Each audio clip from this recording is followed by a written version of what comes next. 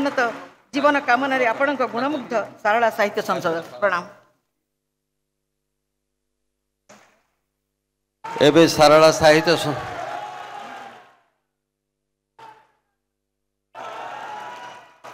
आम स्वागत करुछु आज उत्सव माननीय मंत्री श्रीयुक्त धर्मेंद्र प्रधान महोदय को सम्मान ग्रहण करिसंती।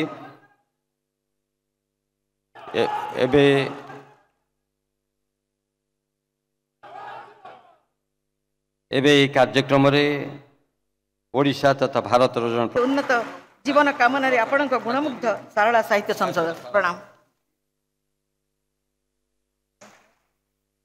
एबे सारला साहित्य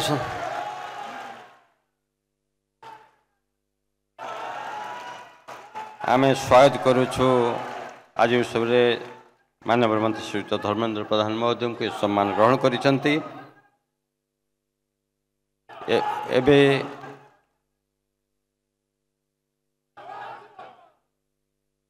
कार्यक्रम ओडिशा तथा भारत